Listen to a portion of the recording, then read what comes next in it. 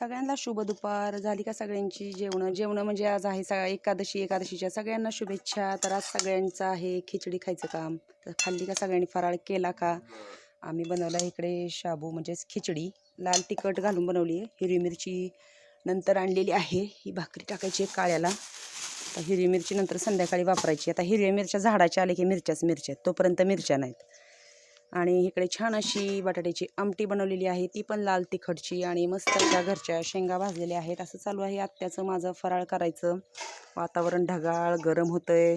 त्या दिवशी खूप पाऊस झाला आहे आणि असं सगळं वातावरण हिरवं हिरवं छान झालेलं आहे. गणेशला सुट्टी आहे, गणेशची काहीतरी उचापाची चालू आहे.